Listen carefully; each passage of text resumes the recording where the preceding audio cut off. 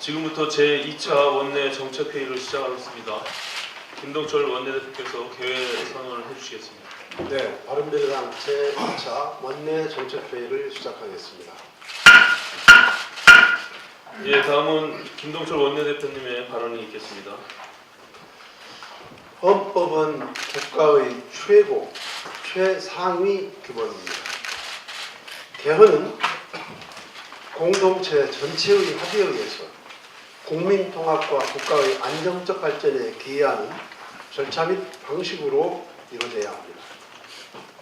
그런데 지금의 개헌은 대통령과 청와대 참모들이 주도하면서 국회를 전면 무시한 채 진행될 뿐만 아니라 국민 통합에 기여해야 할 개헌이 거꾸로 나라를 흔들며 갈등과 혼란만 가중시키고 있습니다.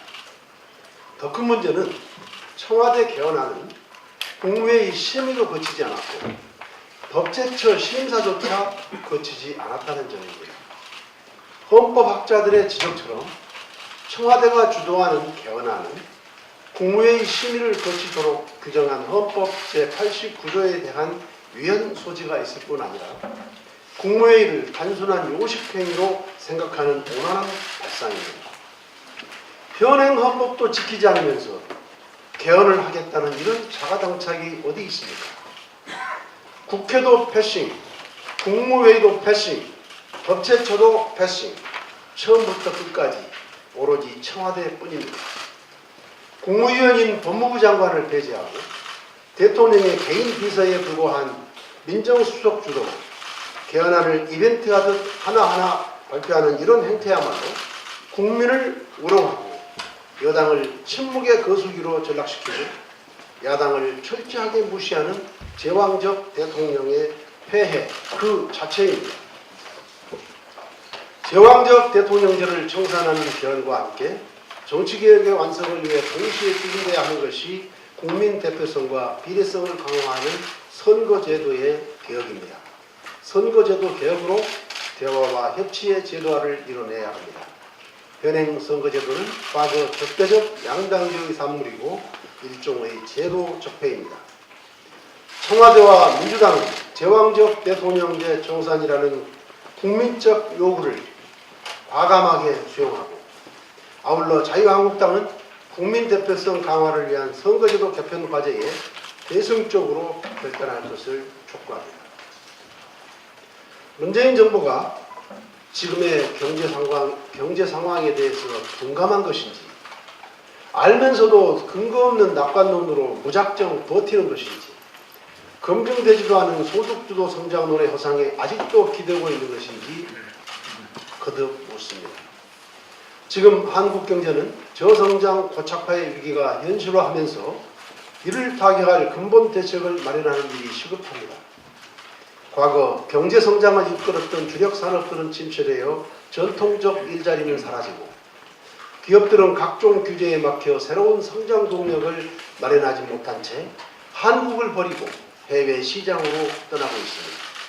한국은마저 최근 보고서에서 생산성 격차를 줄이기 위해 규제 여파와 노동시장 유연성 확보, 한계기업 구조조정 등이 진행돼야 한다고 충고했습니다. 이주열 하는 총재도 신성장 동력을 위해 제한적 규제를 속도감 있게 완화하여 정체된 산업 생태계에 활력을 불어넣는 것이 매우 필요하다고 하지 않습니까? 지난해 대한상공회의소의 국내 신산업 실태조사에 따르면 우리나라 700여 개의 신산업 기업들은 규제 애로를 가장 큰 문제로 들었습니다. 그만큼 신성장 동력을 위해 규제 개혁이 절실하다는 것입니다. 실제로 우리나라는 과거 김대중 대통령이 주도한 IT 혁명과 문화산업 융성 이후 특별한 성장 동력과 수익 모델을 전혀 창출해내지 못하고 있습니다. 지금이라도 포괄적인 네거티브 방식의 규제 혁신부터 시작하여 규제 프리존 특별법 등으로 우리 기업들이 4차 산업혁명에 앞장서 대비하고 혁신 기술을 키우도록 해야 합니다. 우리 경제의 회생은 바로 과감한 규제 개혁과 적극적인 구조 개혁에 달려 있습니다. 문재인 정부 성공의 핵심 관건도 경제와 민생에 달려 있음을 거듭 촉구합니다. 이상입니다. 예, 다음 지상욱 정책위원장님 발언을 듣겠습니다. 일방적인 정부 개헌안 발표가 3일에 걸친 버라이어티 쇼로 전락하고 있습니다. 일부에서는 3부작 개헌쇼다, 헐리우드 액션이다 라는 표현까지 나오고 있습니다. 이는 네 편, 내 편을 나눠서 전선을 형성하고 국민 분열을 통해서 개헌 의도를 호도하고자 하는 지방선거를 앞두고 벌리는 신종 언론 지면 점령 작전이라고 저는 평가합니다. 내용 없는 형식은 있을 수 있어도 형식 없는 내용은 존재하기 힘들다는 그 뜻을 반드시 청와대는 알아야 될 것입니다. 우리는 1987년 10월에 이루어졌던 국민의 염원을 담은 국회 합의의 개헌을 우리는 기억합니다. 그 당시 5공화국 군부 세력의 집권 시대였습니다. 그때도 개헌은 국회 합의를 통해서 이루어졌다. 그때 반대했던, 투쟁했던 그 세력들이 지금 와가지고 이 민주화 시대에 개헌을 힘으로 몰아붙이는 것은 정말 역사를 한참 돌려도 많이 거꾸로 되돌린다는 것을 인식해 주기 바랍니다. 두 번째, 서울시 의회에서 더불어민주당과 자유한국당 의원들이 4인 선거구제를 반대하면서 제7회 전국 동시지방선거에서 4인 선거구제 도입을 무산시켰습니다. 이는 비단 서울만의 문제가 아닙니다. 인천, 경기, 대전, 부산, 경남 등 4인 선거구를 2인 선거구로 뜯어고치고 있습니다. 이게 무슨 풀뿌리 민주주의입니까? 거대 양당이 당리당략으로 야합하면서 민주주의를 훼손하는 이런 행위에 대해서 깊은 반성이 필요합니다. 우리 정치개혁 소위원회에서도 우리 당 김동철 원내대표가 발의한 공직선거법 일부 개정 법률안과 정의당 심상정 의원께서 발의한 공직선거법 일부 개정 법률안을 비롯해서 다수의 법률안이 회부되어 있음에도 논의조차 못하고 있습니다. 왜 못하면 거대 양당이 반대하고 있기 때문입니다. 거대 양당, 두 기득권 정당의 욕심 때문에 이 법률안에 대해서 논의할 수조차 없는 이 슬픈 현실이 지금 대한민국입니다. 이게 과연 나라다운 나라라고 할 수 있겠습니까? 두 거대 양당인 더불어민주당과 자유한국당이 민주주의를 짓밟는 게 지금의 현실입니다. 개헌에서는 지방 분권 강화를 운운하면서 민의를 제대로 수렴할 4인 선거구제에 대해서 침묵하는 게 정의인지 묻고 싶습니다. 오늘 오전 10시에 정개특위 소위가 열립니다. 시급한 논의는 기초의회 정수에 관련된 공직선거법 일부 개정 법률안이라고 생각합니다. 그러나 오늘 올라온 안건들 모두 양당의 기득권만 배불리는 법안들 뿐입니다. 오늘 반드시 정말 국민이 염원하는 공직선거법 일부 개정안 법률안도 함께 상정돼서 대한민국의 민주주의와 자치분권을 만들기 위한 논의가 꼭 필요하다라는 말씀을 드립니다. 오늘 이런 보도가 나왔습니다. GM이 한국에 손 벌리면서 5년간 6,000명을 감축한다. 한국 GM이 최근에 우리 정부에게 제출한 외국인 투자 지역 지정 신청서에 5년간 인력을 6,000명 감축하고 연간 생산량을 20만 대 이상 축소한다는 내용이 담긴 것으로 확인됐습니다. 우리 정부의 금융 지원과 세금 감면 혜택을 요구하면서 대규모 구조 조정을 하겠다는 내용입니다. 이 얘기는 세금은 안 내고 인원은 국민에게 약속했던 50만 대 생산 운운하더니 이제는 30만 대로 줄인다는 것이고, 또 신규 채용은 달랑 7명 하겠다고 하면서 6,000명을 감축하겠다고 합니다. 도대체 이게 무슨 소리인지 이해할 수가 없습니다. 그런데 이 와중에 이동걸 한국산업은행 회장은 5천억을 들여서 10만 개 일자리가 유지되면 나쁜 장사 아니다 라고 하면서 한국 GM 지원을 강력하게 시사했습니다. 그간 정부는 선실사 후 대책을 세운다고 약속했습니다. 그러면서 국정조사는 하지 말자고 했는데 이동걸 사는회장은 벌써 대책을 내놓았습니다. 5천억 투입에 10만 개 일자리를 유지한다고 합니다. 도대체 무슨 계산으로 10만 개 일자리라고 하는지, 그런 꼼수로 GM이 애초부터 원했던 국민 세금 5천억을 캐시로 주겠다고 작정한 것입니다. 정말 엉뚱한 곳에 머리를 쓰고 있습니다. GM 사태 발생한 지 수개월이 지났습니다. 근로자 협력업체들은 GM의 고위 물량 축소로 죽어가고 있는데 정부는 해결한다고 말로는 외치면서 아무 대책도 내놓지 않고 있습니다. 해결 의지는 안 보이고 정치적 이슈에만 집중하고 있습니다. 남북 관계 개헌 등에만 단호하게 대처하지 마시고 GM 사태와 같이 국민이 먹고 살다가 죽어갈 수 있는 그런 민생 문제 해결에도 단호함을 보여주기를 강력하게 촉구합니다. 이상입니다. 제가 한 말씀 드리겠습니다. 그 문재인 정부 그 야당이 하는 쓴소리를 귀담아 듣기를 바랍니다. 과거 김동철 대표께서 교육단체 대표연설에서도 말씀하셨지만 총리는 어디 가고 내각은 보이지 않고 청와대 비서들이 앞장서서 국정을 주도하는 모습들은 과거 정부와 별반 다를 것이 없습니다. 이제 앞으로는 청와대 비서들의 국회 청문회, 인사청문회까지 도입돼야 될 그럴 판이 됐습니다. 그 국정농단에 분노하면서 적폐를 뿌리 뽑겠다는 뽑겠다고 하더니 말 바꾸기 정부가 되고 또 도로 박근혜 정부가 돼서 역사를 거꾸로 되돌려가고 있습니다. 문재인 정부는 진정 각성을 해야 할 것입니다. 청와대 권력을 내려놓고 광화문 시대를 열겠다고 국민들과 약속했습니다. 그 의미가 단순히 청와대를 광화문으로 옮기겠다는 것입니까? 왜 총리, 장관은 오간데 없고 모든 권력의 중심에 청와대만 보이고 있는지, 또 대통령 비서들만 보이고 있는지 묻지 않을 수 없습니다.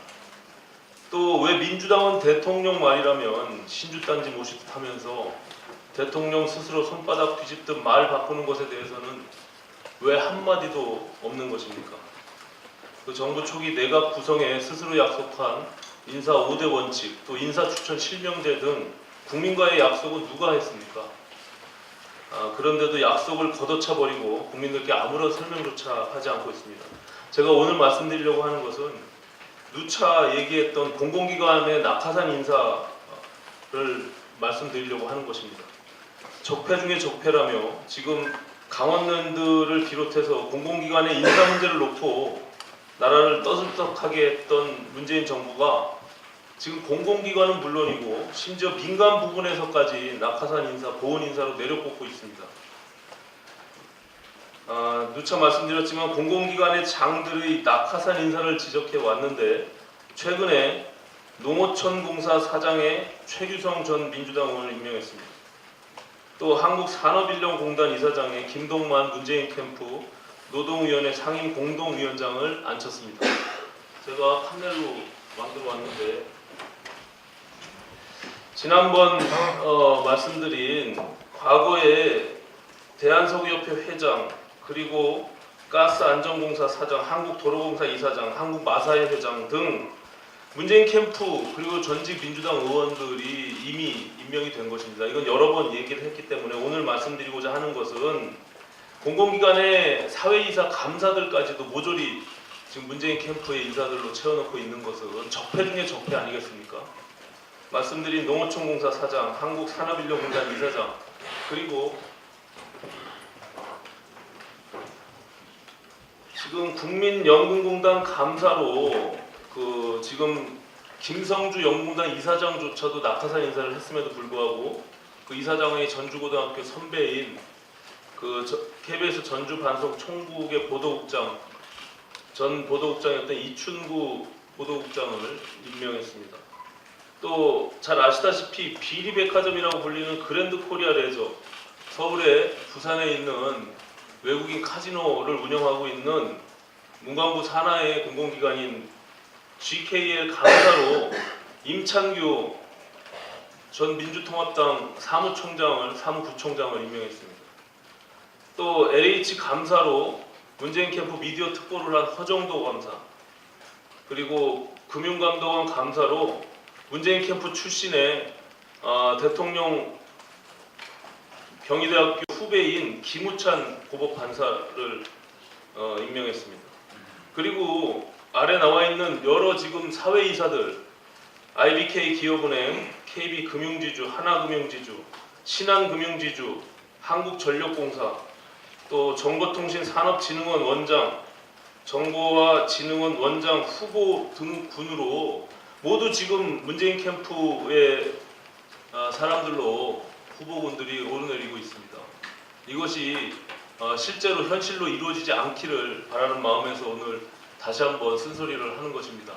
과거 민주당의 여러 의원들께서 박근혜 정부의 낙하산 인사, 과거 정부에 대해서 끊임없이 문제 제기를 해오지 않았습니까? 이것을 또다시 적폐 중에 적폐라고 하는 이런 인사들을 하면서 어떻게 지금 강원랜드의 부정취업과 관련해서 문제를 삼을 수 있겠습니까? 결국에는 공공기관장도 낙하산으로 인사하고, 그리고 그걸 감시해야 되는 감사, 상임감사까지도 모두 낙하산으로 인사하니 그 공공기관이 잘 운영될 리가 있겠습니까? 채용 비리가 없어질 수 있겠습니까? 이 부분에 대해서 심각성을 감안해서 문재인 정부는 야당이 문제 제기하는 것들에 대해서 시정하기를 바랍니다. 정의로운 결과를 만들어내야 될 것입니다. 이 부분에 대해서 임종석 실장 지난 운영위 발언에서 공공기관에 정치권 인사가 간다고 해서 무조건 낙하산 인사가 아니라고 본다라는 발언을 했습니다. 이것은 과거 민주당이 야당 시절에 했던 말과 전혀 배치되는 말입니다. 또 대표적인 낙하산 인사로 불리웠던 한국철도공사의 오영식 사장은 국회 질의 과정에서 철도 관련 일을 한 적이 있느냐라고 묻는 의원에게 나는 철도를 많이 탄다, 이런 어이없는 대답을 했습니다. 이게 국회를 희롱하고 아주 오만스러운 아전인수격 해석이 아니겠습니까? 뭔가 달라진 것을 보여야 합니다. 문재인 정부, 과거 정부와 다르다는 것을 보여줘야 국민들이 인정할 거 아니겠습니까? 아니면 솔직해지시길 바랍니다. 절대 권력을 잡고 보니까 과거는 과거고 옛날 말은 하나도 기억이 나지 않는다고 솔직하게 말한다면 그것이야말로 양심 있는 정부라고 평가될 것입니다. 문재인 대통령과 청와대 비서들의 폭주를 멈추고 적폐의 전철을 벗어나야 될 것입니다. 이걸 돌이키지 않는다면 그 이중적 행태에 대해서 반드시 부메랑으로 돌아올 것을 경고하는 바입니다. 다음 헌정특위 간사를 맡고 있는 우리 김관영 의원님 오랜만에 나오셨는데 발언이 있겠습니다.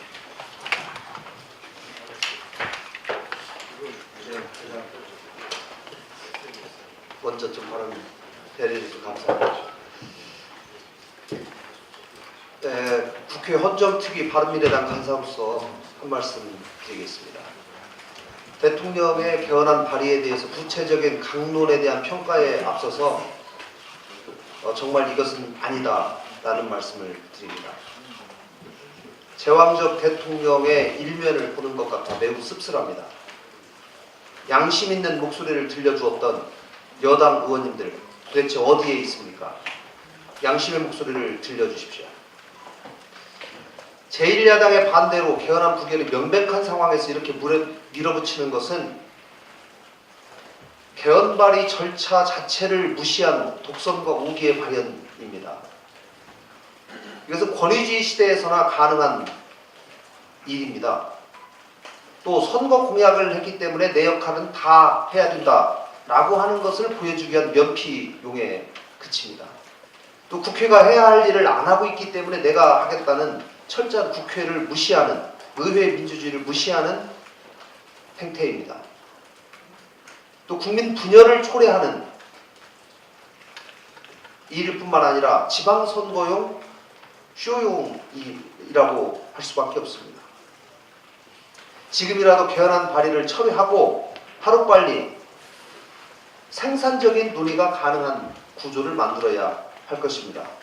대통령과 여야 대표가 개헌 시기에 관해서 대타협을 하고 국민 앞에 같이 약속을 하기를 촉구합니다. 필요하면 개헌 절차법이라도 만들어서 여야 합의 사항을 이행을 강제하고 담보할 수도 있다고 생각합니다. 대통령의 개헌안에 표의 비례성을 강화하겠다, 지방분권을 강화하겠다는 얘기가 들어 있습니다. 그러나 현실 여당은 전혀 다른 행보를 보이고 있습니다.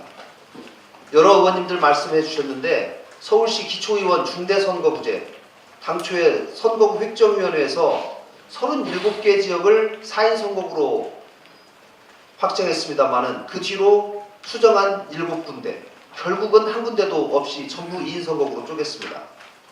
이것은 정치적인 폭거입니다. 거대 양당의 담합을 통해서 정당 민주주의의 후퇴를 초래하고 촛불 민심에 정면으로 반하는 행태입니다. 서울뿐 아니라 17개 광역의회에서 똑같은 일이 벌어지고 있습니다. 민주당은 그동안 선거제도를 개혁해서 표의 등가성을 높이자고 주장해 왔습니다. 이번 사태야말로 중앙당 차원에서 진상을 파악하고 국민 앞에 사과해야 할 일입니다. 더 이상 눈 감고 아웅하는 이런 행태 중단해 주십시오. 앞으로 국회 정치개혁특위에서는 독립적이고 중립적인 선거구 획정위를 만들고 그 획정위의 안에 따라서 정치권이 기속되는 그러한 선거법 개정이 절실하고 그러한 방향으로 반드시 법 개정을 해나가도록 하겠습니다. 또한 기초의원 선거구에서도 광역의회에 맡기지 않고 공직선거법으로 직접 3인 내지 5인을 정하도록 하는 김동철 원내대표가 발의한 공직선거법 개정안이 반드시 속히 통과될 수 있도록 추천을 하도록 하겠습니다. 이상입니다. 예, 국방위 간사를 맡고 있는 김중로 최고님 말씀하겠습니다.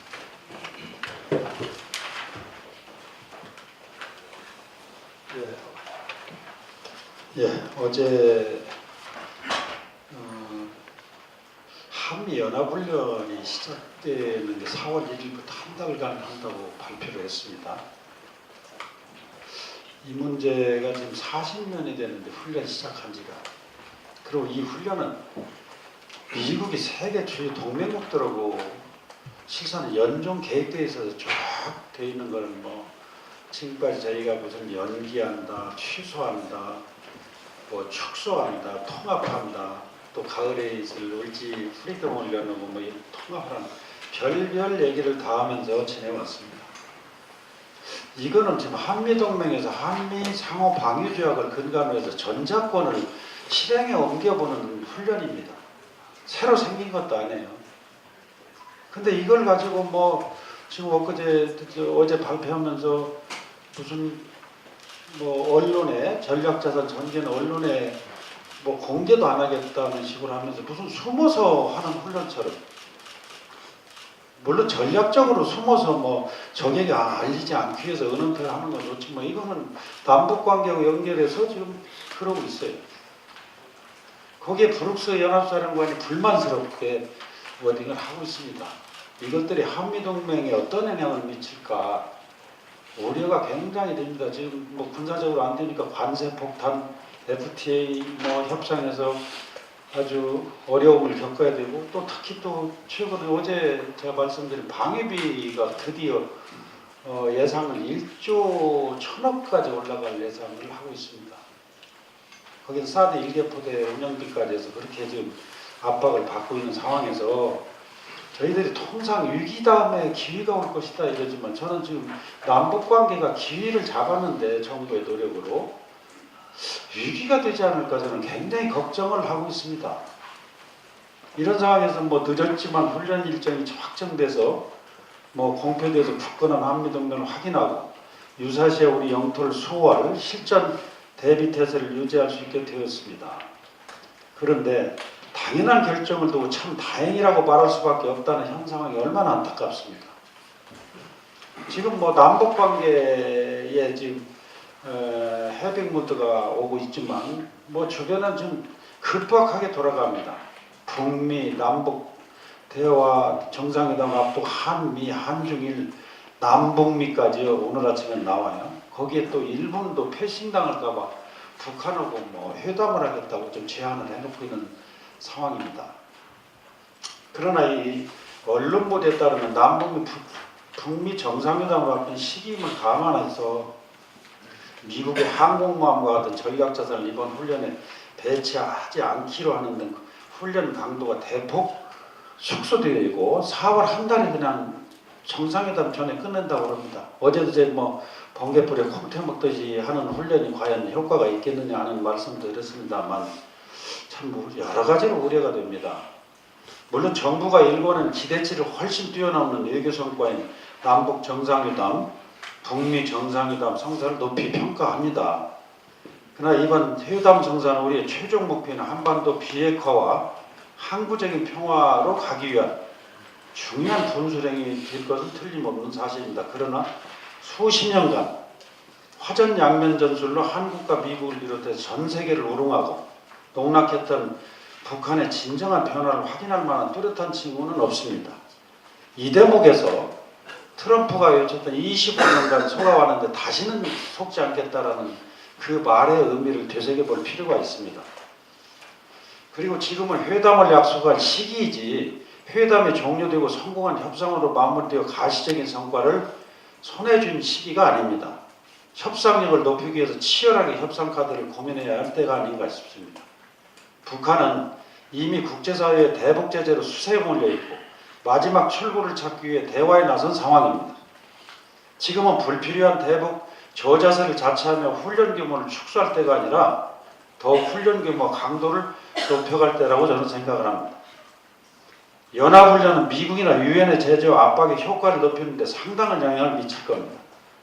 우리가 가진 패를 버려가면서까지 북한의 심기를 거스르지 않겠다는 정부의 북한 눈치 보기 행태는 매우 부적절합니다. 물론 남북대화와 북미대화가 잘 이루어져서 비핵화가 이루어져서 항구적 평화의 수순으로 간다면 그보다 좋은 것이 어디에 있겠습니까? 우리나라 국민이라면 누가 그걸 원하지 않겠습니까? 하지만 만약 실패했을 때 북한은 결국 핵무기를 완성하고 우리 국민 치러야 할 대가는 상상을 초월할 것입니다. 이럴 때일수록 전략자산 추가 배치, 한미연합훈련 기간 연장, 참석 인원 확대를 통해 결연한 비핵화 의지를 보여주는 우리가 가진 협상카드 효과를 극대화할 것으로 판단이 됩니다. 회담 성사는 큰 성과이면 틀림없지만 장밋빛 기대만으로 대북 문제를 접근해서 우리가 가진 협상카드를 버리는 우를 범해서는 안 될 것입니다. 감사합니다. 예, 산자위 간사를 맡고 계신 정우천 최고위님 발언 듣겠습니다.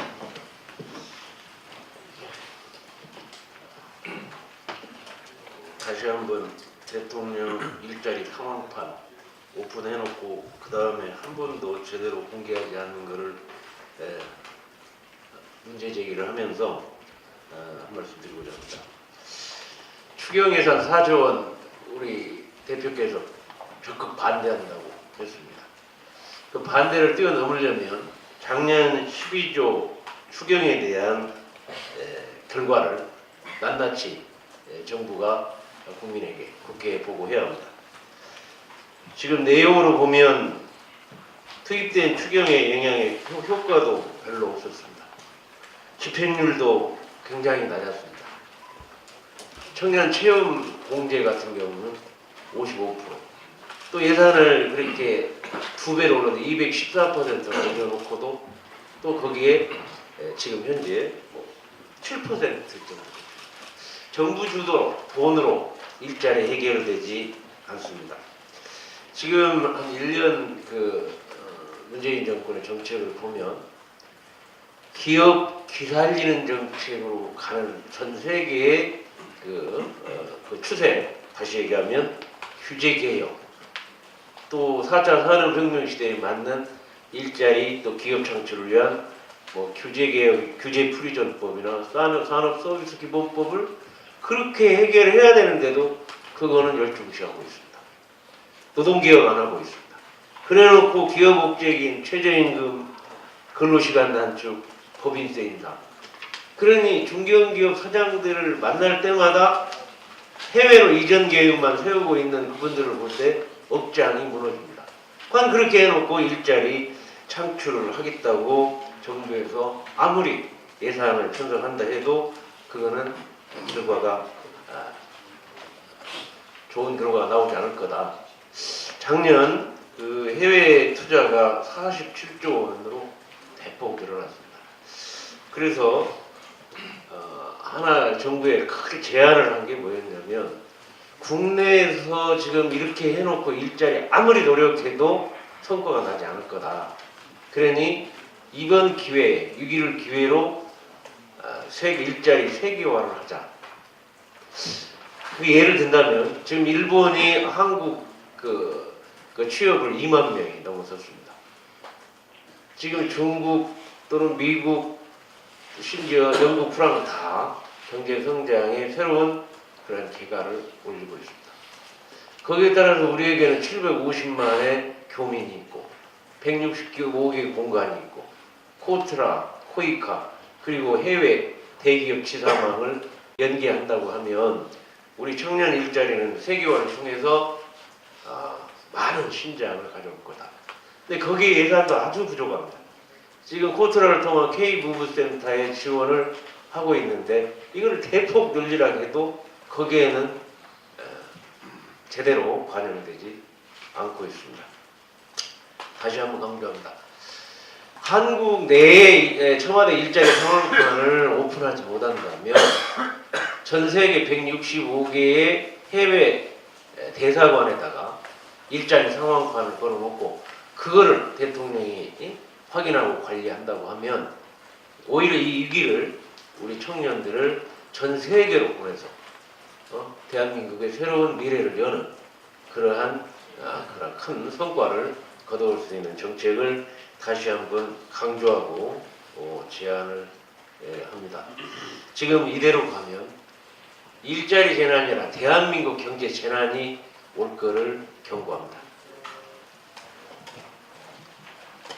네, 신용현 간사님 여가위 간사 맡고 계시는데. 제가 오늘 말씀드리려고 하는 것은 방통위에 관한 일입니다. 그 방통위는 21일 날 어제죠. 1년 동안 끌어온 페이스북에 대한 제재 문제를 결정했습니다. 3억 9,600만 원의 과징금에 통신사업자와 망사용료 협상을 하라는 시정명령을 내렸습니다. 아시는 바와 같이 페이스북은 국내 SK텔레콤과 LG U+ 가입자가 페이스북을 사용할 때 속도가 늘어지게 하는 등 차별적인 대우를 해왔습니다. 이런 심각하고 명백한 실정 위반을 했음에도 불구하고 방통위는 손방망이 처벌을 내려서 어떻게 보면 페이스북에 무릎을 꿇은 것처럼 보입니다. 전기통신사업법은 이유 없이 이용자를 차별하는 이런 경우에는 전체 매출액의 3%까지 과징금을 부과할 수 있도록 되어 있습니다. 페이스북은 연간 글로벌 매출액이 44조에 이르고 국내 매출액도 1천억 이상을 지금 기록을 하고 있습니다. 그런데도 불구하고 3억 9,600만 원의 과징금은 솜방망이 처벌이라고 할 수밖에 없습니다. 방통위는 페이스북이 향후 우리나라 이용자를 무시하고 제멋대로 국내 인터넷 환경을 좌지우지하는 이런 행태가 다시는 일어나지 않도록 바로잡아야 할 것입니다. 그리고 법의 잣대를 더욱더 엄격하게 드러내야 옳을 것입니다. 방통위는 국내 기업에는 서리빨 같은 칼날을 들이대면서 외국 기업에는 약한 모습을 보여주는 이런 행태를 반복해서는 안 될 것임을 분명하게 말씀드립니다. 이미 국내 인터넷 기업들이 글로벌 인터넷 기업에 대해서 기울어진 운동장에서 경쟁을 하고 있다고 불만하고 있다는 점 다시 한번 상기해 주시기 바랍니다. 그리고 아울러서 방통위는 이번 손방망이 과징금과 시정명령이 어떤 절차와 기준을 통해서 나오게 되었는지 그 과정과 기준을 낱낱이 밝히고 국민 앞에 설명해야 할 것입니다. 이상입니다. 네, 과방위 예, 저도 간사 연관해서 맡고 계신 오세정 의원님. 지금 페이스북 얘기가 나왔으니까 아시다시피 사실 페이스북은 우리나라에서만 문제가 아니라 지금 미국하고 유럽에서도 문제가 되고 있습니다. 그 2010년 대선 과정, 미국 대선 과정에서 케임브리지 애널리티카라는 데이터 분석 회사에 정보를 주고 그것이 선거 이용된 거에 대해서 지금 미국 연방거래위원회가 유럽연합의 조사에 착수했습니다. 이 국내에서도 외국만이 아니라 인터넷의 영향이 커지면서 포털과 SNS가 선거 이용되는 건 다 익숙한 풍경이 되었고, 우리 국내의 경우에도 확인되지 않은 사실인 것이 마냥 게재되고 뉴스의 검색 순위 조작, 포털 댓글 조작 등을 통해서 확대 재생되고 농사를 앓게 됩니다. 또한 선거철만 되면 여론조사가 난무하고 있는데 이 여론조사의 공정성 또한 확인이 불가합니다. 그래서 해외에서의 그 불법 선거 개입이 확인된 만큼 우리나라에서도 유사한 데이터 분석 업체 불법 선거 개입, 왜곡된 여론조사 발표 등의 철저한 조사가 필요함을 촉구합니다. 이왕 얘기가 나와서 한 가지만 더 말씀드리겠습니다. 어제 그 청와대 발표한 2차 헌법 개정안 초안 중에 경제조항조에서 과학기술과는 관련된 내용이 하나가 있었습니다. 청와대는 그 제9조 117조를 원래는 이제 국가는 국민경제 발전을 위해서 과학기술 혁신을 해야 된다는 내용이었는데 여기다가 국민경제 발전 및 국민의 삶의 향상을 위해서 기초학문의 장려라는 걸 집어넣었습니다. 이 경제발전 수단에서 국민의 삶을 향상의 수단까지 보면 긍정적으로 평가할 수 있습니다. 그러나 여전히 이 조항이 경제에 관한 장에 들어있고 경제발전의 수단에서 과학수 벗어나지 못했다는 점 한계점이 있습니다. 우리 바른미래당은 지난번에 의원총회에서 나온 의원총회에서 과학기술 중심의 국정 운영을 헌법 전문에 명시하여 4차 산업시대를 넘어 다가올 미래를 대비하고 미래 과학기술 발전에 재독립할 것을 추진하기로 했습니다. 이 사항을 다시 한번 분명히 밝히자 합니다. 이상입니다. 네, 판노이 간사 맡고 계신 하태경 최고위원. 몇 가지 말씀을 드리겠습니다. 세 가지 말씀드리겠습니다. 그 감사원은 감사원은 직업 상담사 가산점 논란 관련 고용노동부 항명 사태를 즉각 감사해야 합니다. 엊그제 고용노동부 업무보고에서 김영주 장관이 이 진실을 고백했습니다. 부급 635명 이번 4월 9일날 시험이 있는데요. 이 중에 100명만 직업 상담직 가산점, 그러니까 100명의 직업 상담직만 직업 상담사 시험 합격한 사람 가산점을 부여하라고 지시를 했는데 노동부 직원들이 이를 어기고 이 직업 상담직 100명뿐만 아니라 635명 전원에게 가산점을 부여하는 것으로 바꿨다는 겁니다. 이 가산점이 22점 가산점이 붙는 것이기 때문에 1점 차이로 당락이 결정되는 수험생들 지금 3개월 전에 공고를 한 겁니다. 3개월 전에 시험 변경 계획을 공고를 해서 직업 상담사 가산점을 아예 딸 기회를 박탈당한 여러 수험생들이 엄청난 항의가 빗발쳤고 여기에 대해서 장관이 자기는 직업 상담직에만 일반직을 제외하고 100명의 직업 상담직에만 가산점을 주라고 그랬는데 노동부 직원들이 전원에게 다 직업 상담사 가산점 주는 걸로 바뀌었다라고 했고요. 그저께 고용노동부 업무보고 현장에서도 김영주 장관은 내 취지가 그거였기 때문에 100명에만 가산점이 해당된다고 그 현장에서 이야기했는데 그 현장에서 바로 직원들이 이행할 것을 약속한 것이 아니라 장관님 말이 틀렸다는 식으로 오히려 장관 지시사항에 불복하고 항명하는 모습을 현장 업무보고에서도 연출을 했습니다. 채용 비리입니다. 이거 시험 계획을 시험 직전에 바꾸는 이거 자체가 가장 큰 채용 비리고 대통령이 가장 강조하는 게 채용 비리 없는 나라 만들겠다는 것입니다. 고용부 장관은 이 채용 비리 없는 이런 공정성의 가치를 국정에 구현하려고 노력을 하는데 그 밑에 직원들이 그것을 허물어뜨리고 있습니다. 김영주 장관의 지시에 불복하고 항명하는 이 노동부 직원들이 누군지 감사원은 즉각 조사해서 이분들 다 징계를 합니다. 두 번째는 법무부 장관한테 합니다. 법무부 장관은 자존심 있으면 즉각 자진 사퇴하십시오. 대통령이 개헌 주무부처인 법무부 장관이 아니라 조국 민정수석에게 개헌안 입장 발표를 시킨 것은 법무부 장관을 불신임했다는 겁니다. 이 정도도 못 알아차렸으면 정말 눈치 없는 장관입니다. 치욕입니다. 이거. 국회에 책임지고 국민에게 책임을 지는 것은 민정수석이 아니라 법무부 장관입니다. 청문회를 통과하고 국회에 나와서 답변하는 것은 법무부 장관이 하는 것입니다. 개헌에 대한 정당성은 법무부 장관이 가지고 있는 것입니다. 그럼에도 불구하고 법무부 장관이 배제된 것에 대해서 법무부 장관이 치욕을 느끼고 바로 즉각 자진 사퇴합니다. 마지막으로 강남 지역 아파트 신혼 특별 공급이 금수저 특혜 공급으로 변질되고 있습니다. 강남 지역 아파트는 취약계층에게 아파트를 공급하는 취지에서 마련된 신혼 특별 공급 제도에서 배제돼야 합니다.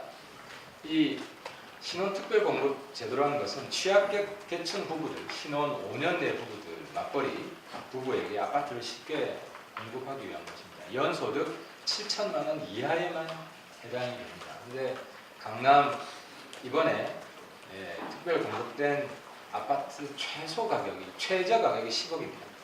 그리고 7억의 현금이 있어야 살 수 있습니다. 이것은 부모로부터 재산을 물려받지, 큰 재산을 물려받지 않은 젊은이들은 아예 취득하는 게 불가능합니다. 근데 이것을 취약계층 특별공급이라고 이번에 공급을 했습니다. 이 강남지역 아파트 취약계층 특별공급은 오히려 금수저와 흑수저의 사회적 위화감만 조장할 뿐입니다. 이 신혼특별공급 말고 그 외 취약계층 특별공급에서도 19살짜리 젊은이가 14억짜리 개포 8단지 아파트를 특별 공급받는 사태가 일어났습니다. 19살짜리 14억짜리면 한 10억 정도 돈이 있어야 되는데요. 이거는 어떤 증여가 있지 않고는 불가능합니다. 그래서 있는 자와 없는 자 간의 사회적 위화감만 조장하는 강남지역 아파트 특별 공급 제도는 즉각 폐지되는 것입니다. 네, 안행이 간사놓고 계신 권은희 최고위원. 네, 경찰 댓글 관련해서 말씀드리겠습니다. 지금 경찰이 이명박 정부 시절에 안보 관련 인터넷상 왜곡되는 정보에 대응한다는 명분으로 인터넷 여론에 대해서 단계별 대응에 의한 대대적인 여론 조작을 한 정황, 그리고 이러한 사항의 비밀 유지를 위해서 면대면 지시를 이용하는 등 치밀한 여론 조작을 한 정황이 드러나고 있습니다. 이처럼 구체적인 여론 조작의 실태가 드러났음에도 경찰은 자체 진상조사에서 댓글 조작 사실에 대해서 애써 의미를 축소하거나 실제 실행되지 않았다면서 변명에 급급하고 있습니다. 경찰의 이러한 태도에 비추어 봤을 때 경찰이 7년간 골마했던 한부에 대해서 스스로 철저하게 도려낼 수 있을지, 그리고 그 결과에 대해서 국민들이 신뢰할 수 있을지 의문이 됩니다. 이런 이유로 경찰의 여론 조작 사건에 대해서 수사를 경찰이 맡아서는 안 된다라고 보고, 국회가 국회법 제79조 및 특별검사의 임명 등에 관한 법률 제2조에 따라서 경찰 댓글 여론 조작 사건에 대한 진상 규명을 위하여 특검 수사를 해야 한다라고 봅니다. 이에 대해서 특검 수사 요구안을 발의하도록 하겠습니다. 그리고 작년 예산안의 큰 쟁점이었던 공무원 증원과 관련해서 당시 국민의당과 바른정당은 필요한 현장 인력의 증원은 동의를 하되 구조개혁과 인력 재배치가 선행되어야 함을 일관되게 주장을 했습니다. 그리고 예산안에 대해서 합의를 하면서 정부가 공무원 재배치 실적을 2018년 2월 국회 소관상임위원회에 중간 보고하고 2019년도 예산안 심의 시까지는 결과와 향후 계획을 국회에 보고하겠다는 약속을 받아냈습니다.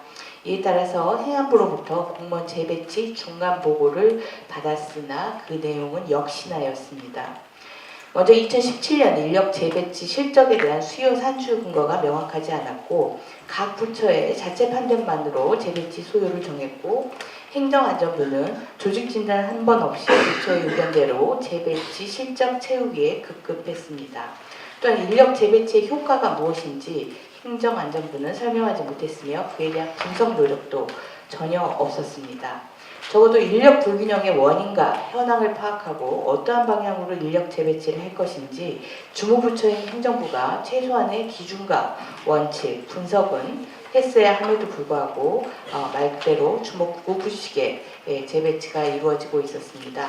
이러한 지적을 통해서 행정안전부로부터 금년 19년도 소요정원 심사부터는 부처 자체 진단 및 행정안전부 진단을 통해서 첫째, 전체 적정 인력 수요, 둘째, 재배치로 충당할 수요, 셋째, 추가 신규 충원이 필요한 수요를 각각 구분하여 제시를 하는 노력을 하겠다는 답변을 받을 수 있었습니다.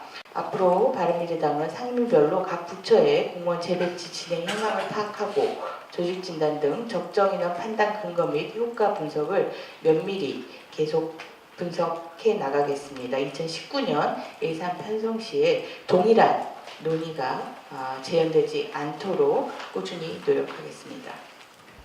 예, 복지간사인 최도자 의원님 발언 듣겠습니다. 예, 국민연금이 문영표 이사장 시절에 삼성물산과 제일모직의 합병을 통한 이재용 부회장의 경영권 승계 작업을 도운 것이 드러나 직탄을 받은 바 있습니다. 그런데 최근 SBS에서 당시 국민연금 리서치팀이 제일모직 소유 땅값을 20배나 넘게 쳐져가며 합병 비율을 조작하고 그 결과 국민연금은 막대한 손실을 감수했다는 추가적인 폭로가 있었습니다. 보도에 따르면 국민연금 리서치팀은 비상식적인 계산법으로 제일모직 부동산의 가치를 중복 과대 계산하였고 그마저도 부족해 합병 시 2조가 넘는 시너지가 생긴다는 근거 없는 주장으로 합병 찬성을 뒷받침했습니다. 기금운용본부는 아직까지도 통합 당시의 판단 근거 자료를 국회에 제출하지 않고 있으며 언론과 시민단체의 투명한 자료 공개를 거부하고 있습니다. 정부에 요구합니다.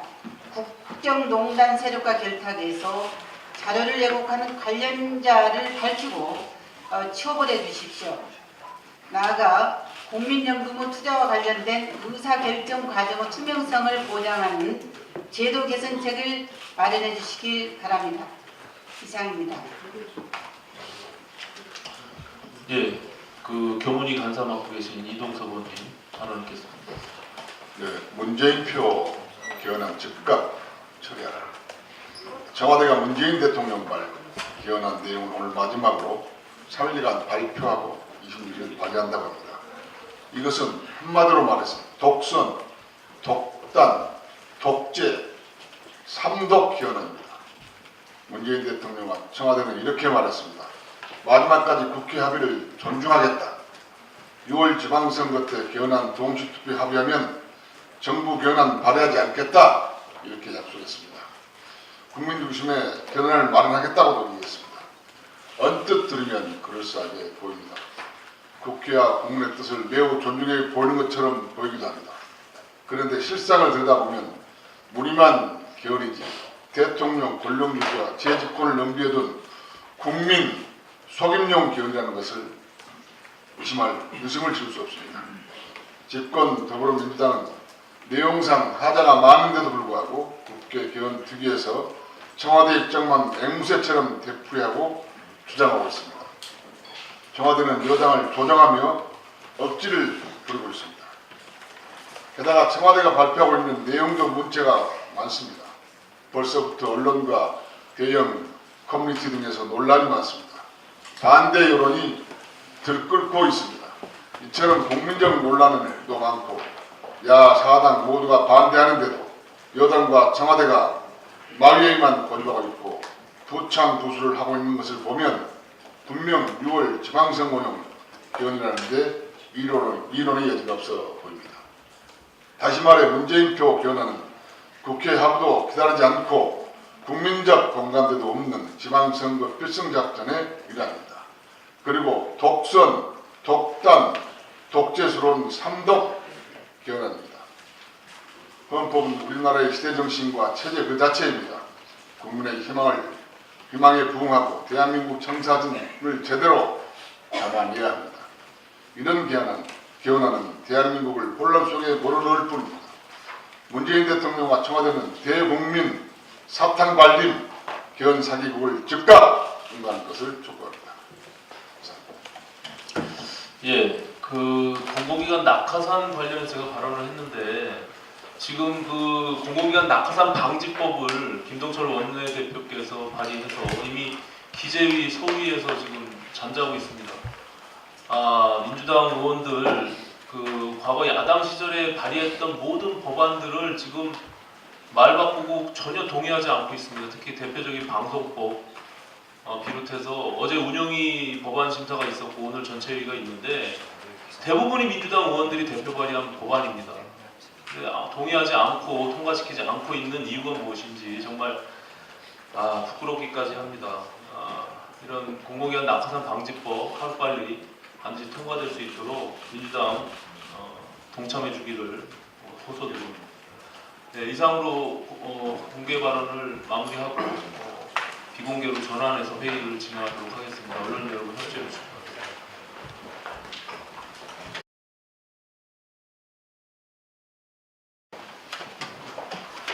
지금부터 제2차 원내 정책회의를 시작하겠습니다. 김동철 원내대표께서 개회 선언을 해주시겠습니다. 네, 바른미래당 제2차 원내 정책회의를 시작하겠습니다. 예, 다음은 김동철 원내대표님의 발언이 있겠습니다. 헌법은 국가의 최고, 최상위 기본입니다. 개헌은 공동체 전체의 합의에 의해서 국민 통합과 국가의 안정적 발전에 기여하는 절차 및 방식으로 이루어져야 합니다.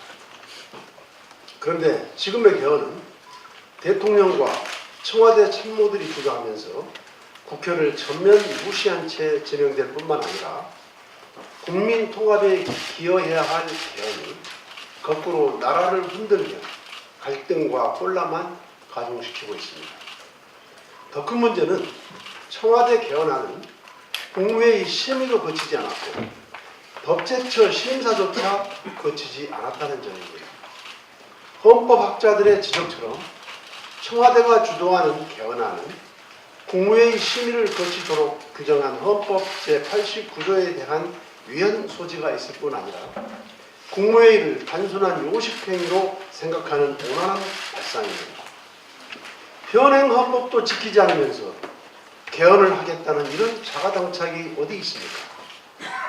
국회도 패싱, 국무회의도 패싱, 법제처도 패싱, 처음부터 끝까지 오로지 청와대뿐입니다.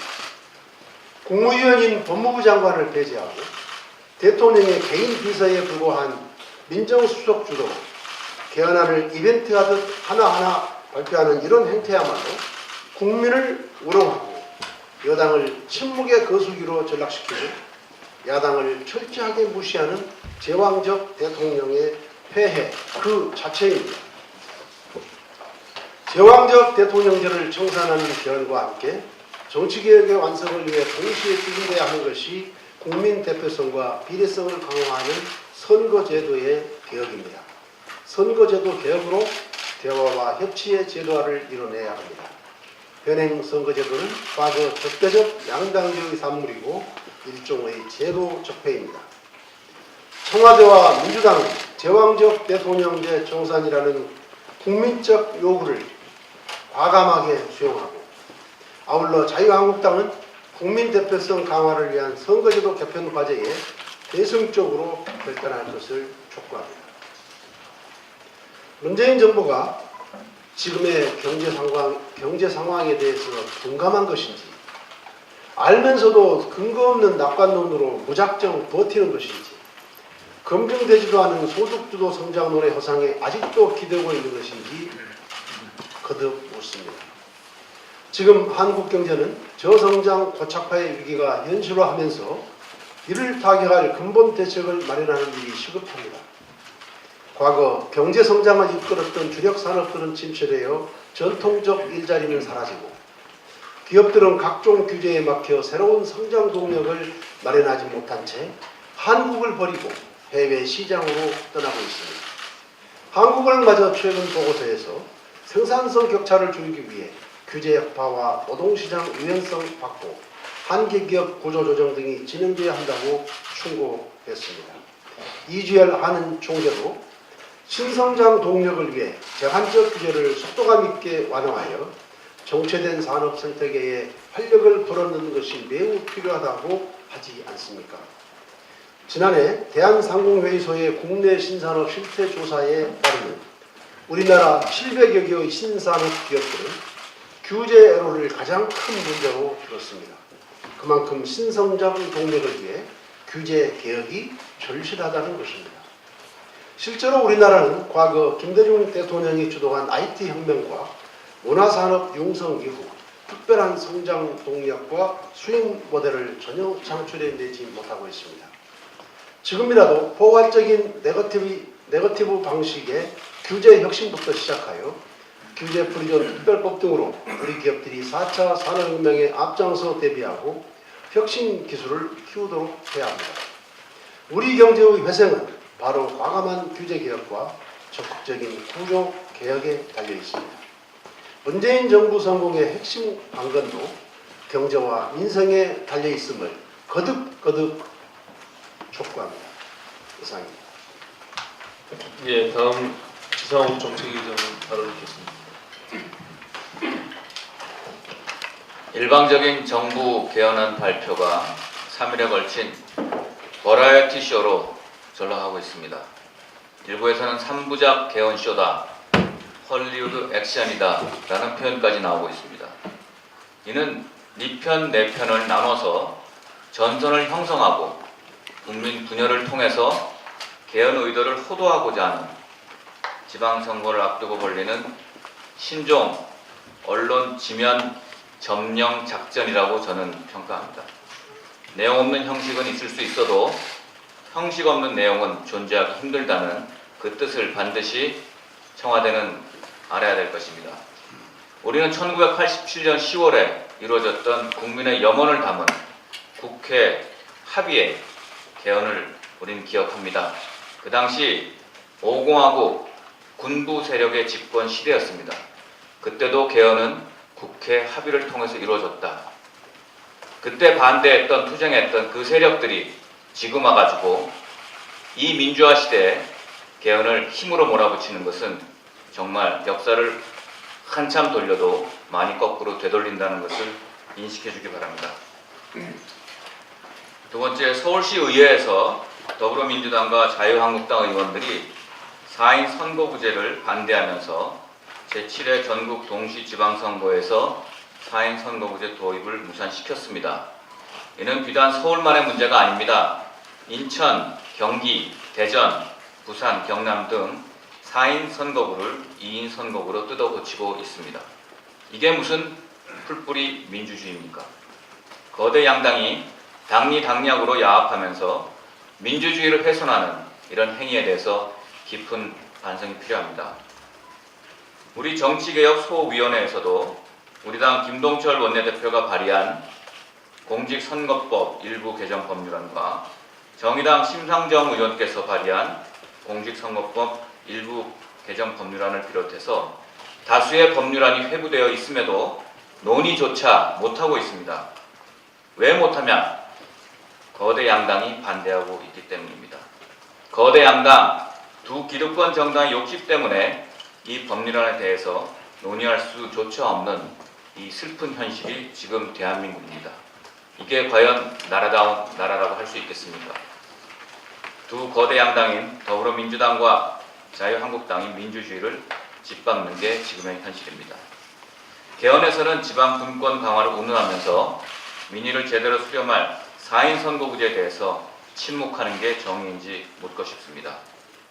오늘 오전 10시에 정개특위 소위가 열립니다. 시급한 논의는 기초의회 정수에 관련된 공직선거법 일부 개정 법률안이라고 생각을 합니다. 그러나 오늘 올라온 안건들 모두 양당의 기득권만 배불리는 법안들 뿐입니다. 오늘 반드시 정말 국민이 염원하는 공직선거법 일부 개정안 법률안도 함께 상정돼서 대한민국의 민주주의와 자치분권을 만들기 위한 논의가 꼭 필요하다라는 말씀을 드립니다. 오늘 이런 보도가 나왔습니다. GM이 한국에 손 벌리면서 5년간 6,000명을 감축한다. 한국 GM이 최근에 우리 정부에게 제출한 외국인 투자 지역 지정 신청서에 5년간 인력을 6,000명 감축하고 연간 생산량을 20만 대 이상 축소한다는 내용이 담긴 것을 확인했습니다. 우리 정부의 금융 지원과 세금 감면 혜택을 요구하면서 대규모 구조 조정을 하겠다는 내용입니다. 이 얘기는 세금은 안 내고 인원은 국민에게 약속했던 50만 대 생산 운운하더니 이제는 30만 대로 줄인다는 것이고, 또 신규 채용은 달랑 7명 하겠다고 하면서 6,000명을 감축하겠다고 합니다. 도대체 이게 무슨 소리인지 이해할 수가 없습니다. 그런데 이 와중에 이동걸 한국산업은행 회장은 5천억을 들여서 10만 개 일자리가 유지되면 나쁜 장사 아니다 라고 하면서 한국 GM 지원을 강력하게 시사했습니다. 그간 정부는 선실사 후 대책을 세운다고 약속했습니다. 그러면서 국정조사는 하지 말자고 했는데 이동걸 산업회장은 벌써 대책을 내놓았습니다. 5천억 투입에 10만 개 일자리를 유지한다고 합니다. 도대체 무슨 계산으로 10만 개 일자리라고 하는지, 그런 꼼수로 GM이 애초부터 원했던 국민 세금 5천억을 캐시로 주겠다고 작정한 것입니다. 정말 엉뚱한 것에 머리를 쓰고 있습니다. GM 사태 발생한 지 수개월이 지났습니다. 근로자 협력업체들은 GM의 고위 물량 축소로 죽어가고 있는데 정부는 해결한다고 말로는 외치면서 아무 대책도 내놓지 않고 있습니다. 해결 의지는 안 보이고 정치적 이슈에만 집중하고 있습니다. 남북 관계, 개헌 등에만 단호하게 대처하지 마시고 GM 사태와 같이 국민이 먹고 살다가 죽어갈 수 있는 그런 민생 문제 해결에도 단호함을 보여주기를 강력하게 촉구합니다. 이상입니다. 제가 한 말씀 드리겠습니다. 문재인 정부 야당이 하는 쓴소리를 귀담아 듣기를 바랍니다. 과거 김동철 대표께서 교육단체 대표연설에서도 말씀하셨지만 총리는 어디 가고 내각은 보이지 않고 청와대 비서들이 앞장서서 국정을 주도하는 모습들은 과거 정부와 별반 다를 것이 없습니다. 이제 앞으로는 청와대 비서들의 국회 청문회, 인사청문회까지 도입돼야 될 그럴 판이 됐습니다. 국정농단에 분노하면서 적폐를 뿌리 뽑겠다는 뽑겠다고 하더니 말 바꾸기 정부가 되고 또 도로 박근혜 정부가 돼서 역사를 거꾸로 되돌려가고 있습니다. 문재인 정부는 진정 각성을 해야 할 것입니다. 청와대 권력을 내려놓고 광화문 시대를 열겠다고 국민들과 약속했습니다. 그 의미가 단순히 청와대를 광화문으로 옮기겠다는 것입니까? 왜 총리, 장관은 오간데 없고 모든 권력의 중심에 청와대만 보이고 있는지, 또 대통령 비서들만 보이고 있는지 묻지 않을 수 없습니다. 또 왜 민주당은 대통령 말이라면 신주단지 모시듯 하면서 대통령 스스로 손바닥 뒤집듯 말 바꾸는 것에 대해서는 왜 한마디도 없는 것입니까? 정부 초기 내각 구성에 스스로 약속한 인사 5대 원칙, 또 인사 추천 실명제 등 국민과의 약속은 누가 했습니까? 그런데도 약속을 걷어차 버리고 국민들께 아무런 설명조차 하지 않고 있습니다. 제가 오늘 말씀드리려고 하는 것은 누차 얘기했던 공공기관의 낙하산 인사를 말씀드리려고 하는 것입니다. 적폐 중에 적폐라며 지금 강원랜드를 비롯해서 공공기관의 인사 문제를 놓고 나라를 떠들썩하게 했던 문재인 정부가 지금 공공기관은 물론이고 심지어 민간 부분에서까지 낙하산 인사, 보훈 인사로 내려꽂고 있습니다. 누차 말씀드렸지만 공공기관의 장들의 낙하산 인사를 지적해 왔는데 최근에 농어촌공사 사장에 최규성 전 민주당 의원을 임명했습니다. 또 한국산업인력공단 이사장에 김동만 문재인 캠프 노동위원회 상임 공동위원장을 앉혔습니다. 제가 판넬로 만들어 왔는데 지난번 말씀드린 과거에 대한석유협회 회장 그리고 가스안전공사 사장, 한국도로공사 이사장, 한국마사회 회장 등 문재인 캠프 그리고 전직 민주당 의원들이 이미 임명이 된 것입니다. 이건 여러 번 얘기를 했기 때문에 오늘 말씀드리고자 하는 것은 공공기관의 사회이사 감사들까지도 모조리 지금 문재인 캠프의 인사들로 채워놓고 있는 것은 적폐 중에 적폐 아니겠습니까? 말씀드린 농어촌공사 사장, 한국산업인력공단 이사장 그리고 지금 국민연금공단 감사로 지금 김성주 연금공단 이사장조차도 낙하산 인사를 했음에도 불구하고 그 이사장의 전주고등학교 선배인 KBS 전주 반송 총국의 보도국장 전 보도국장이었던 이춘구 보도국장을 임명했습니다. 또 잘 아시다시피 비리백화점이라고 불리는 그랜드코리아 레저 서울에 부산에 있는 외국인 카지노를 운영하고 있는 문광부 산하의 공공기관인 GKL 감사로 임창규 전 민주통합당 사무부총장을 임명했습니다. 또 LH 감사로 문재인 캠프 미디어 특보를 한 허정도 감사 그리고 금융감독원 감사로 문재인 캠프 출신의 대통령 경희대학교 후배인 김우찬 고법판사를 임명했습니다.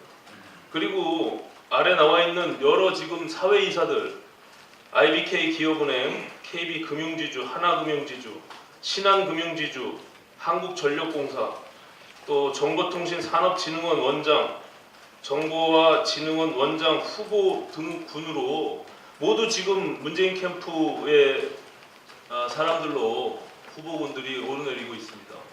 이것이 실제로 현실로 이루어진 국민 앞에 사과해야 할 일입니다. 더 이상 눈 감고 암호하는 이런 행태 중단해 주십시오. 앞으로 국회 정치개혁특위에서는 독립적이고 중립적인 선거구 획정위를 만들고 그 획정위의 안에 따라서 정치권이 기속되는 그러한 선거법 개정이 절실하고 그러한 방향으로 반드시 법 개정을 해나가도록 하겠습니다. 또한 기초의원 선거구에서도 광역의회에 맡기지 않고 공직선거법으로 직접 3인 내지 5인을 정하도록 하는 김동철 원내대표가 발의한 공직선거법 개정안이 반드시 속히 통과될 수 있도록 추천해 나가도록 하겠습니다. 이상입니다. 예, 국방위 간사를 맡고 있는 김중로 최고님 말씀하겠습니다.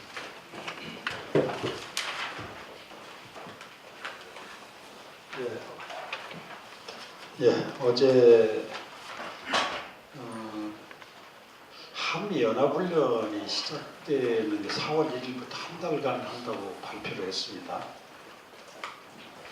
이 문제가 지금 40년이 되는데 훈련 시작한 지가.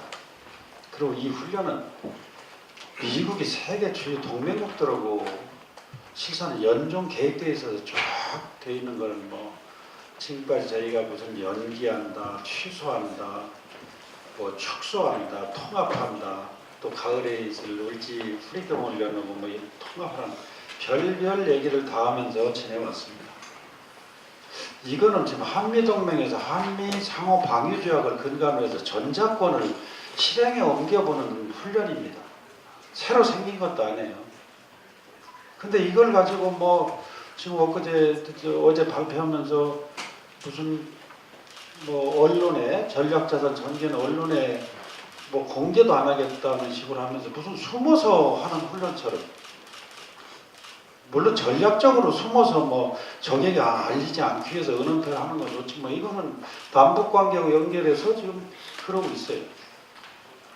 거기에 브룩스 연합사령관이 불만스럽게 워딩을 하고 있습니다. 이것들이 한미동맹에 어떤 영향을 미칠까 우려가 굉장히 됩니다. 지금 뭐 군사적으로 안 되니까 관세폭탄, FTA 뭐 협상에서 아주 어려움을 겪어야 되고, 또 특히 또 최근에 어제 제가 말씀드린 방위비가 드디어 예상을 1조 1,000억까지 올라갈 예상을 하고 있습니다. 거기서 사드 1개 포대 운영비까지 해서 그렇게 지금 압박을 받고 있는 상황에서 저희들이 통상 위기 다음에 기회가 올 것이다 이러지만 저는 지금 남북관계가 기회를 잡았는데 정부의 노력으로 위기가 되지 않을까 저는 굉장히 걱정을 하고 있습니다. 이런 상황에서 뭐 늦었지만 훈련 일정이 확정돼서 뭐 공표돼서 굳건한 한미동맹을 확인하고 유사시에 우리 영토를 수호할 실전 대비 태세를 유지할 수 있게 되었습니다. 그런데 당연한 결정을 두고 참 다행이라고 말할 수밖에 없다는 현 상황이 얼마나 안타깝습니까? 지금 뭐 남북관계에 지금 해빙 무드가 오고 있지만 뭐 주변은 좀 급박하게 돌아갑니다. 북미 남북 대화 정상회담 앞두고 한미 한중일 남북미까지 오늘 아침에 나와요. 거기에 또 일본도 패싱당할까봐 북한하고 뭐 회담을 하겠다고 좀 제안을 해놓고 있는 상황입니다. 그러나 이 언론 보도에 따르면 남북미 북미 정상회담을 앞둔 시기임을 감안해서 미국의 항공모함과 같은 전략자산을 이번 훈련에 배치하지 않기로 하는 등 훈련 강도가 대폭 축소되어 있고 4월 한 달에 그냥 정상회담 전에 끝낸다고 합니다. 어제도 제가 뭐 번개불에 콩태 먹듯이 하는 훈련이 과연 효과가 있겠느냐 하는 말씀도 드렸습니다만 참 여러 가지로 우려가 됩니다. 물론 정부가 일본은 기대치를 훨씬 뛰어넘는 외교 성과인 남북 정상회담, 북미 정상회담 성사를 높이 평가합니다. 그러나 이번 회담 성사는 우리의 최종 목표인 한반도 비핵화와 항구적인 평화로 가기 위한 중요한 분수령이 될 것은 틀림없는 사실입니다. 그러나 수십 년간 화전양면 전술로 한국과 미국을 비롯해서 전 세계를 우롱하고 농락했던 북한의 진정한 변화를 확인할 만한 뚜렷한 징후는 없습니다. 이 대목에서 트럼프가 외쳤던 25년간 속아왔는데 다시는 속지 않겠다라는 그 말의 의미를 되새겨볼 필요가 있습니다. 그리고 지금은 회담을 약속할 시기이지 회담이 종료되고 성공한 협상으로 마무리되어 가시적인 성과를 손에 쥔 시기가 아닙니다. 되지 않기를 바라는 마음에서 오늘 다시 한번 쓴소리를 하는 것입니다. 과거 민주당의 여러 의원들께서 박근혜 정부의 낙하산 인사, 과거 정부에 대해서 끊임없이 문제 제기를 해오지 않았습니까? 이것을 또다시 적폐 중에 적폐라고 하는 이런 인사들을 하면서 어떻게 지금 강원랜드의 부정 취업과 관련해서 문제를 삼을 수 있겠습니까?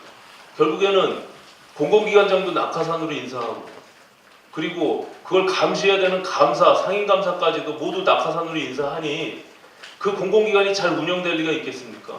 채용 비리가 없어질 수 있겠습니까? 이 부분에 대해서 심각성을 감안해서 문재인 정부는 야당이 문제 제기하는 것들에 대해서 시정하기를 바랍니다.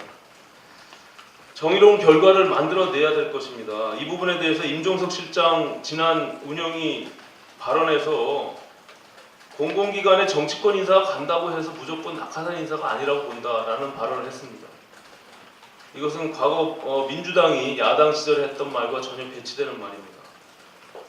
또 대표적인 낙하산 인사로 불리웠던 한국철도공사의 오영식 사장은 국회 질의 과정에서 철도 관련 일을 한 적이 있느냐라고 묻는 의원에게 나는 철도를 많이 탄다 이런 어이없는 대답을 했습니다. 이게 국회를 희롱하고 아주 오만스러운 아전 인수격 해석이 아니겠습니까? 뭔가 달라진 것을 보여야 합니다. 문재인 정부 과거 정부와 다르다는 것을 보여줘야 국민들이 인정할 거 아니겠어요? 아니면 솔직해지시길 바랍니다.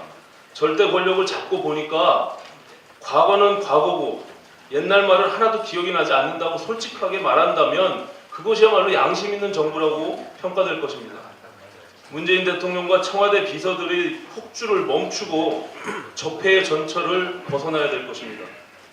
이걸 돌이키지 않는다면 그 이중적 행태에 대해서 반드시 부메랑으로 돌아올 것을 경고하는 바입니다. 다음 헌정특위 간사를 맡고 있는 우리 김관영 의원님 오랜만에 나오셨는데 네, 발언 있겠습니다.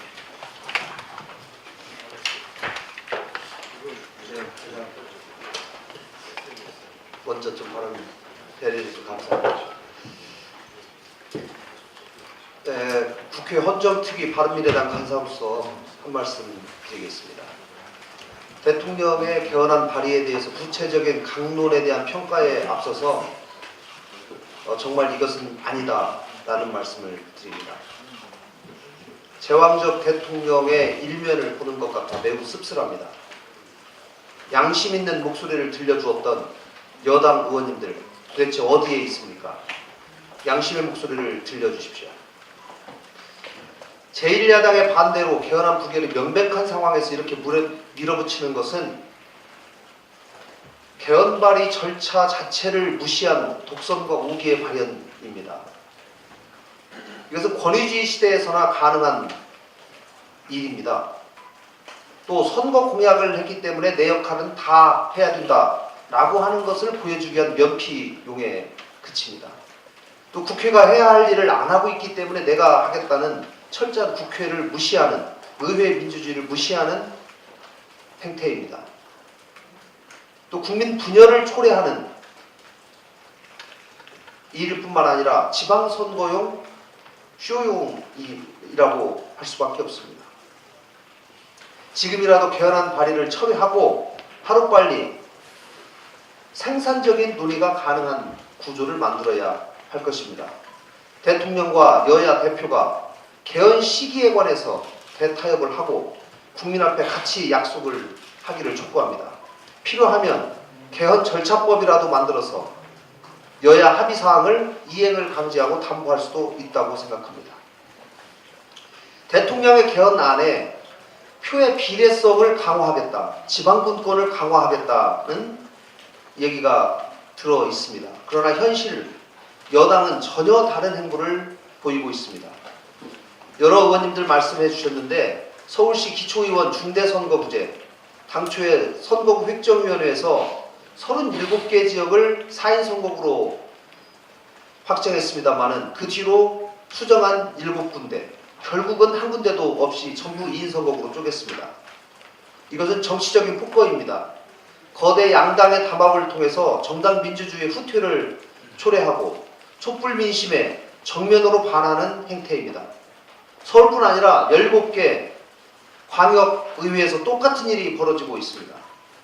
민주당은 그동안 선거제도를 개혁해서 표의 등가성을 높이자고 주장해 왔습니다. 이번 사태야말로 중앙당 차원에서 진상을 파악하고